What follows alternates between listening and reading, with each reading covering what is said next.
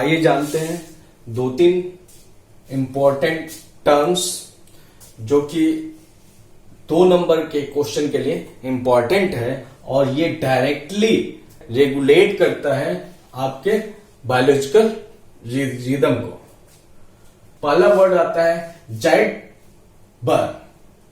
जाइट बर are those endogenous process that regulate the circadian rhythm is known as Zeitber। एक human के body में चलने वाली वो सारी एक्टिविटी जो कि सर्कैडियन रिदम को रेगुलेट कर रही है, प्रभावित कर रही है, उस सारे इंडोजिनस प्रोसेस को एक नाम देते हैं, that is zeitgeber. Zeitgebers are recurring pattern that help, जो कि हेल्पफुल होता है to keep body circadian rhythm operating in an order way. यानी जिटबर्ग जो है सर्केडियन रिदम का एक पार्टनर की तरह काम करता है, जो अगर बॉडी के अंदर कुछ प्रोसेस फ्लक्चुएट हो रहे हैं जिसकी वजह से सर्केडियन रिदम गड़बड़ा रही है, तो जाइटबर्ग जो होता है जो है इस सर्केडियन रिदम को फिर से अपनी पटरी पे लाने के लिए हेल्प करता है। यानी फिर से सर्केडियन रिदम क्या हो जाती है, मेंटेन हो जाती है। तो ये जो इंडोजीनियस प्रोसेस है उन्हीं को कहते हैं जाइटबर्ग। और जाइटबर्ग का एग्जाम्पल देखा जाए तो वो है लाइट और डार्कनेस। अब ये लाइट और डार्कनेस कैसे इफेक्ट कर रही है? लाइट और डार्कनेस का मतलब यहां पे सनलाइट और सनसेट से नहीं है। यहां पे लाइट और डार्कनेस का मतलब हुआ आपकी चकाचौंध की जिंदगी।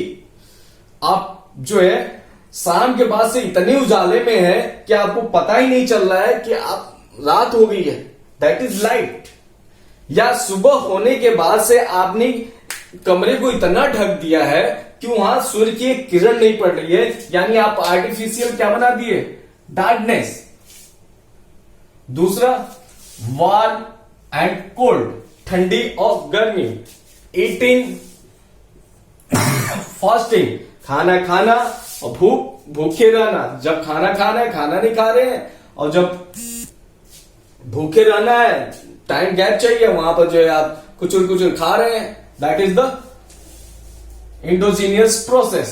नॉइस और क्वाइट, आप दिन भर ऐसे माहौल में है जहां पर जो है नॉइस ही नॉइस है, तो वो कहीं ना कहीं आपके सर्केडियन रिदम को क्या कर देती है, प्रभावित कर देती है। यानी अगर इसका एग्जाम्पल देखा जाए तो बहुत ज्यादा अगर आप नॉइस में रहते हो तो आपके जो इंसेफेलोग्राम्स है, इलेक्ट्रोइंसेफेलोग्राम्स या दिमाग के में जो तरंगे चल रही हैं वो इससे प्रभावित हो जाती हैं। उनकी नॉर्मल जो चीजें हैं, पैटर्न है, वो क्या हो जाती है, प्रभावित हो जाती है। दैट इज द तो ये क्या हो गया, जाइटबर्ग हो गया। दूसरा सोशल कॉन्टेक्स्ट। सोशल कॉन्टेक्स्ट, अब सोशल कॉन्टेक्स्ट का मतलब आप फेसबुक चला रहे हैं, ट्विटर चला रहे हैं, तो ये सारी चीजें आप किससे चला रहे हैं, मोबाइल से चला रहे हैं। मोबाइल से चला रहे हैं, मोबाइल ऑन है तो लाइट क्या है, आपकी आंखों के ऊपर पड़ रहा है।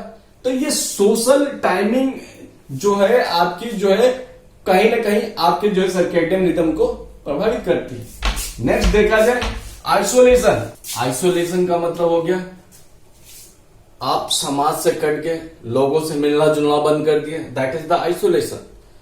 तो ये भी क्या है, एक प्रकार से आपके लिए हानिकारक ही है।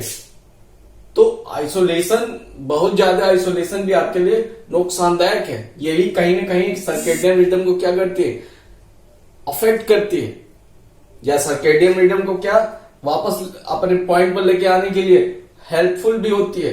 बहुत ज्यादा आप सोशलाइज हो गए हो तो क्या आइसोलेशन में डाल दिया जाए, आप क्या हो जाओगे, सही हो जाओगे। बहुत ज्यादा आप सो रहे हो तो आपको क्या कर दिया जाए, दिन भर जगाया जाए, रात भर जगा दिया जाए, तो आप क्या हो जाओगे, आपकी बायोलॉजिकल जब टाइमिंग है सोने की आप वहां पे पहुंच जाओगे। तो ये सब चीजें क्या है, ये इन सब चीजों को बोलते हैं जेट बर्थ। दूसरा जो चीज आती है that is the clock gene. Clock gene दो शब्दों से मिलकर बना है, क्लॉक और जीन। जीन का मतलब क्या होता है, जीन का मतलब कोडांस, कोडांस का ग्रुप, तो कोडांस का क्या होगा, ग्रुप होगा। ये क्या करेगा, क्लॉक से रिलेटिव होगा। यानी सर्काडियन रिदम, अगर इसकी डिफिनेशन देखें तो ये आती है, circadian rhythms are regulated by the group of genes. उन ग्रुप ऑफ जीन्स को बोलते हैं क्या हम, क्लॉक जीन। यानी जीन का आपके बॉडी में जो क्रोमोजोम्स है उनके ऊपर जो कोडांस है, कोडांस का जो ग्रुप जीन्स के रूप में काम कर रहा है, तो वो जीन्स, वो पार्टिकुलर जीन्स जो कि सर्कैडियन रिदम को प्रभावित कर रहे हैं, उसको रेगुलेट कर रहे हैं, तो उन जीन्स को बोलते हैं क्लॉक जीन्स।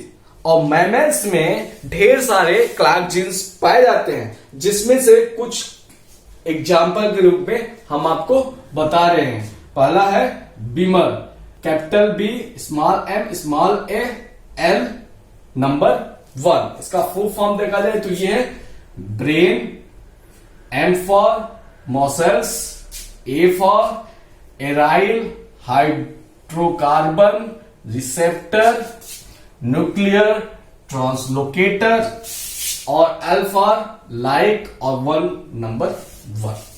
तो ये क्या है, एक प्रकार का जीन है। कहां पाया जाएगा, ह्यूमन के क्रोमोसोम्स के ऊपर, जो रिस्पॉन्सिबल है ऐसे प्रोटीन्स को बनाने के लिए जो डायरेक्टली क्या करेगा, सर्केडियन रिदम को प्रभावित करेगा। दूसरा जो जीन्स है उसका नाम है क्लॉक। और ध्यान रखने वाली बात है, इस क्लॉक में सारे लेटर्स कैपिटलाइज होंगे, CLOCK। C for circadian, L for locomotor, O for out, और C for cycle, K for caput, CAPUT caput. तीसरा जो आपको मिलता है जीन वो है पर फॉर पीरियड। चौथा मिलता है क्राई। यानी ये सारे जो जीन्स है कहीं ना कहीं रेगुलेट करते हैं आपके सर्कैडियन रिदम को। ठीक है, 1-2 नंबर के क्वेश्चन में एक चीज और आएगा जो आपको जानने की जरूरत है, वो है jet lag. What is jet lag?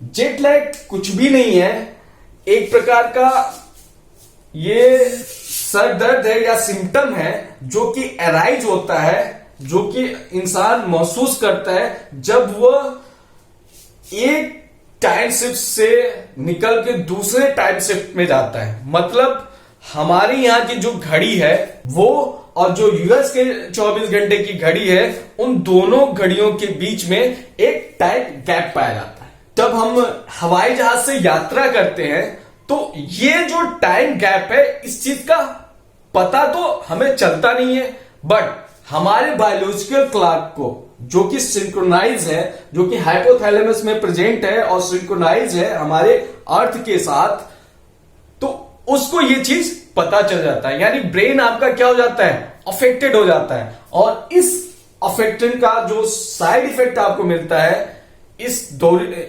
Troubling का, उसी को बोलते हैं जेट लैग। और इसका सिम्टम होता है सर दर्द।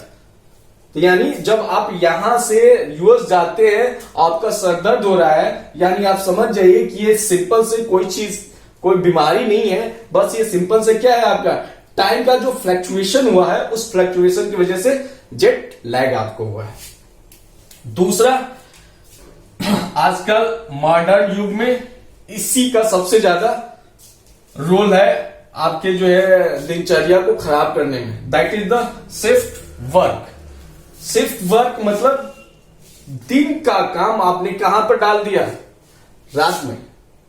यानी जो लोग नाइट शिफ्ट करते हैं, 15 दिन दिन में, 15 दिन रात में, फिर 15 दिन दिन में, फिर 15 दिन रात में, इसकी वजह से क्या होता है, आपकी जो सोने की और जगने की जो साइकिल है वो प्रभावित हो जाती है।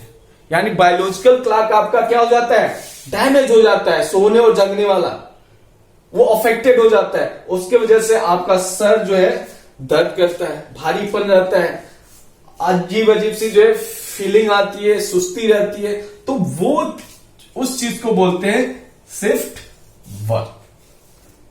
तो ये तो रहे 2-4 पॉइंट्स जो आपको जानना चाहिए।